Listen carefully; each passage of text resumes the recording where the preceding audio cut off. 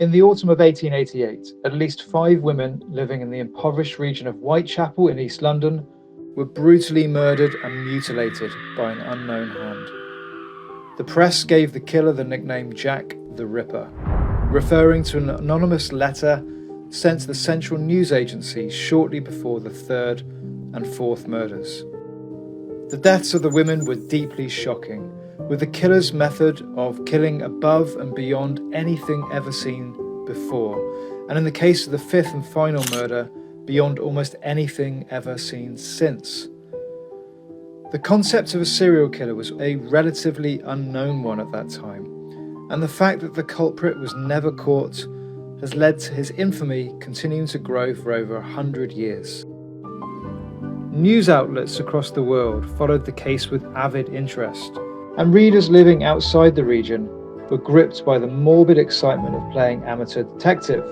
Readers sent letters to the police offering advice and giving the name of suspects, often leading to the police wasting their time on following up frustrating dead ends.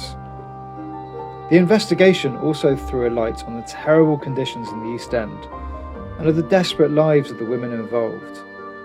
The case was discussed in the Houses of Parliament, with members of Parliament embarrassed that the greatest empire in the world could have at its heart such depravity and desperation.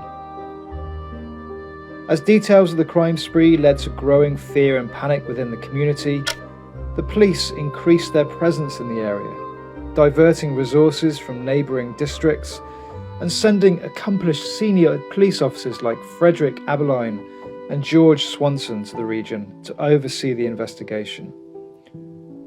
As part of a relentless effort to catch the killer, they searched lodging houses and interviewed thousands of people. The police felt it was likely to be a man living alone, and even engaged with early profiling, with Scotland Yard's police surgeon Dr. Thomas Bond creating a character outline of the person they suspected to be the most likely culprit.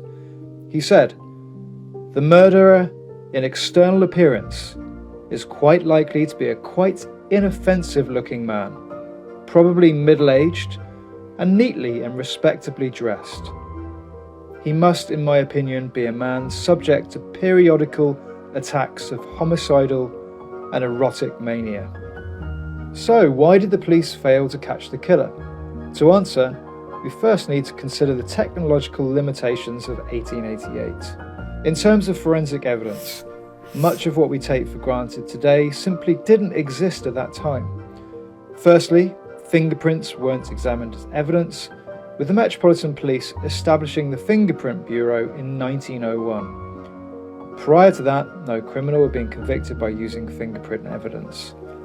In 1888, any potential sources of fingerprints belonging to the Jack the Ripper, such as physical evidence like a bloody apron left in Galston Street belonging to victim Catherine Eddowes, would have been contaminated with foreign fingerprints of detectives handling it in the years between 1888 and 1901, making it useless for isolating the fingerprint of the killer.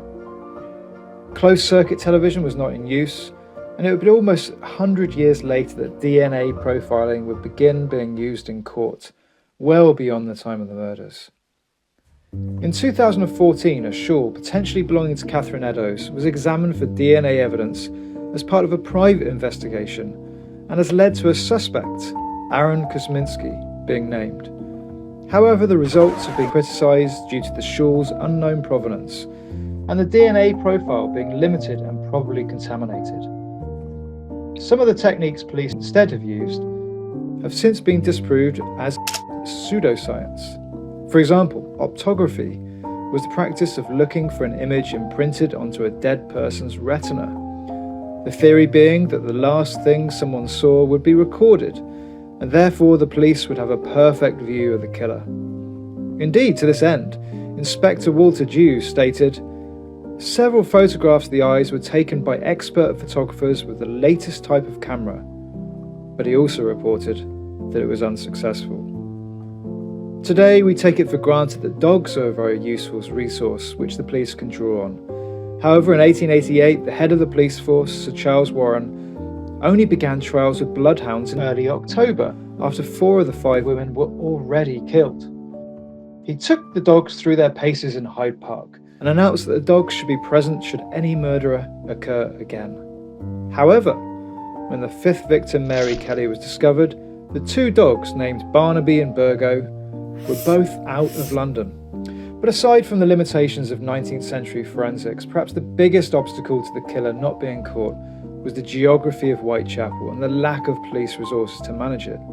Whitechapel was overcrowded, badly lit and dangerous, and in the night, the killer could have easily slipped through the dark, narrow alleyways, making his escape, making the search incredibly difficult. Carrying a knife was very common, with numerous butchers, fishmongers and slaughtermen living and working in the area. And although extra police had been drafted into the area, they were still understaffed and under-equipped. Whitechapel still exists today, of course, with numerous locations being unchanged from 1888. Cobblestones and atmospheric streets lie just around the corner from vibrant pubs and cool street art.